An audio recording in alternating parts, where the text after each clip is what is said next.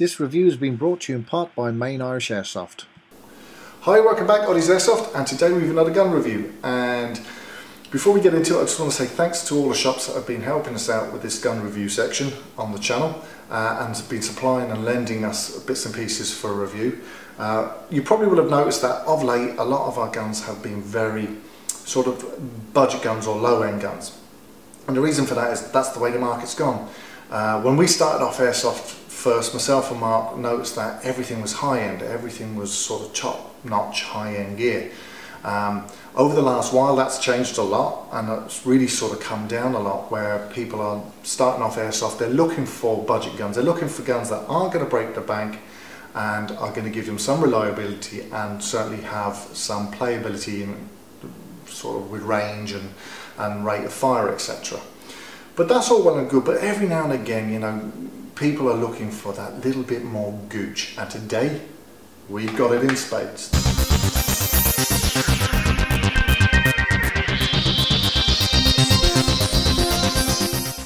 This is the G&P Magpul MOE CQB M4, and what a cracking gun it is. Now you can go online and check out all the specs on this. I'm going to run through them real quick. So before we get into the actual review, let's see what you're going to get for your money. Starting from the very top, it's a short barrel because this is a CQB or fish gun.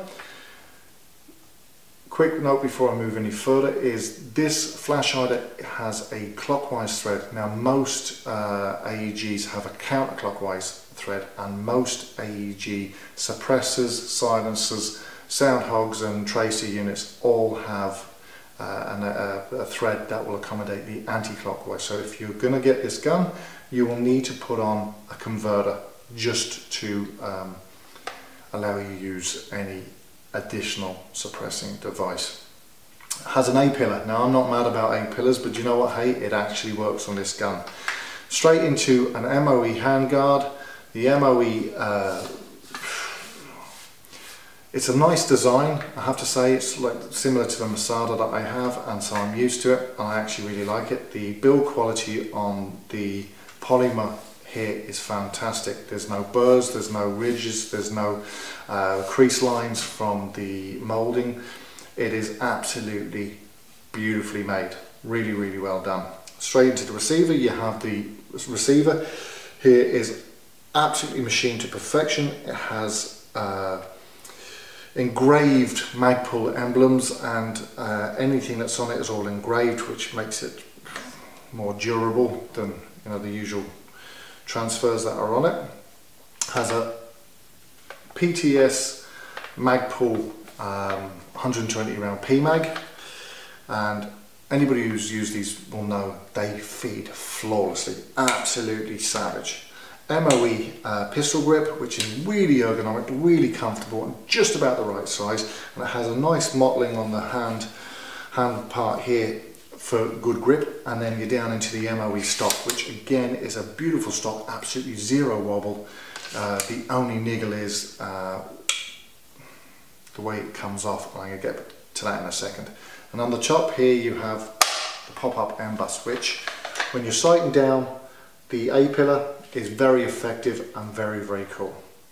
So all in all, build quality is unsurpassed. It's absolutely gorgeous. Now most of these guns outside of Ireland have been shipped front wired, and the way you get to the battery compartment is you just pull off the underplate and pop in your battery, and then you put the D-ring back. The D-ring is nice and solid on this gun as well.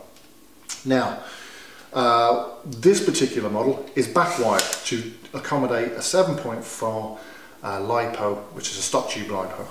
Now that's not a problem, had no issue with that. What I did have an issue with, and anyone who's used these stocks before will tell you, they're an absolute out and out bitch to get off. The only way to get them off is to pull down the lever, and there's a little nub here, and you have to insert a screwdriver and push down. So it's a two-handed operation, and it's fiddly as whatever. It's really, really annoying. That said, it's not a major issue. I played with this gun pretty much for 4 hours non-stop, and it was some fairly intense battling as well, with lots of BBs being used, and I managed to sort of, one battery accommodated that session for me, and I didn't have to change out, which was great.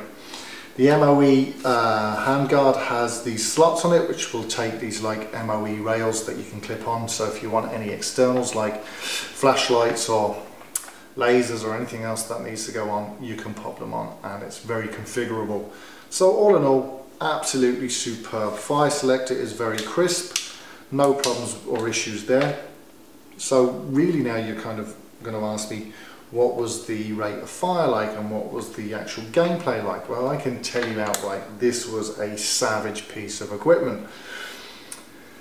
Most CQB guns are designed for that. They're designed for, you know, being up close, and they don't have a huge range on them. But this one, in fairness, went toe to toe with anything in field I was playing against. The range was superb. It was up there with absolutely every other gun out on the field, and the rate of fire was more than acceptable. This was running at around 17 BBs per second. Now Mark has a G&P Troy which runs around 21 BBs per second, and that seems to be kind of the standard for them. What happened was Magpul, when they were sort of getting this gun made on their behalf, by G&P, they actually asked G&P, please can you slow it down. Now the motor inside is exactly the same as Mark's motor, so they must have done a bit of tinkering with the gears and put a slower set of gears in. 17 BBs per second is absolutely more than adequate. Most AEGs on the market are around 12 to 15 BBs per second. So this is a fast gun nonetheless, even though it has been slowed down. And they just wanted it a little bit more realistic. It's kind of a bit pointless because BB guns can never be as realistic as the real steel. But you know what? That's Magpul for you. So, as I said, I played it in game. It got me a lot of kills. I have to tell you, I fell in love with it, and I've now gone out and spent some hard-earned cash to go and get one myself. That's how much I like it.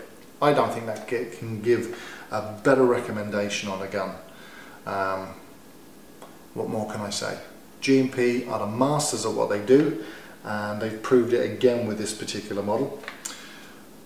If I was to be negative, a couple of points. The hop unit itself, the dial is very, very tight. Now that will loosen out as I get to play it more, and it, you know, time will kind of vibrate that a little bit more loose. But at present it's so tight that you nearly need a screwdriver to actually get it to move. There's a sling point here, and the sling point is perfect, but there's no real sling point back here, and there's none here on the back plate. I would have loved to have seen a QD sling point on the actual bottom of this stock, so you'd actually hang the gun from the stock there, but it's not there. There are a couple of little holes where you can put the slings that have the ties in it to clip on, but you know what, I think that's a little bit naff, considering it's such a, you know, an expensive gun, or such a high-end gun, should I say, because expensive is relative, and I don't think this is an expensive gun for what you're getting. Everything is genuine Magpul, so all in all it's great. I will fit an ASAP onto the back plate down the line. So all in all, would I change anything out of it? Well, apart from the back plate, probably I would fit a tight bore in there, maybe go down to a 601. Seeing that we're back using XLs again, I can afford to go as low as I can go, because XLs, as you know, are the best BBs in the world. So this has been Aussie's Airsoft. This is the G&P Magpul MOE CQB M4. 10 out of 10. I love it. I think she's absolutely gorgeous. Mark played with it as well, and he's going to fill you in on what he thinks of it now. So hope you've enjoyed the review, and we'll talk to you soon.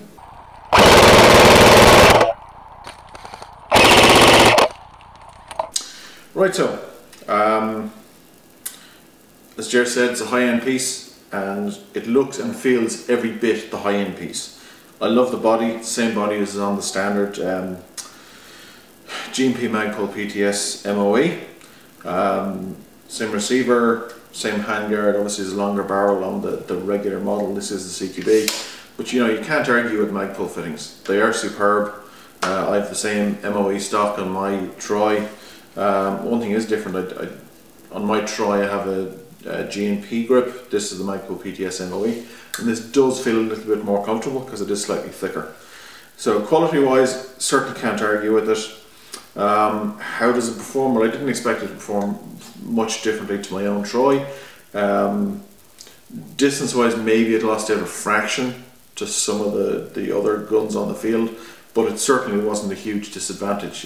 I felt it was getting out there and reaching people at ranges that I would expect an AEG to hit.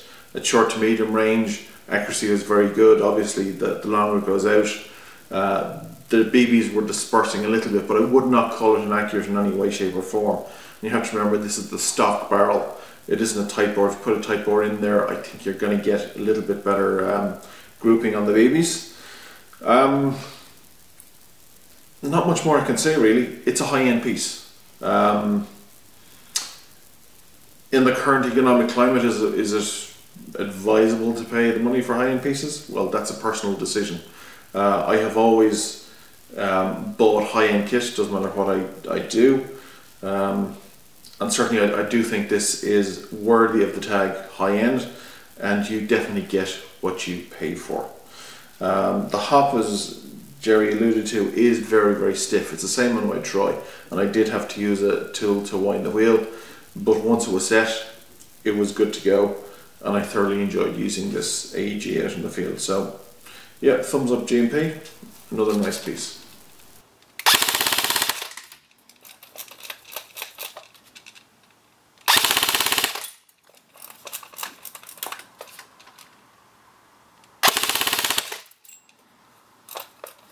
Yes.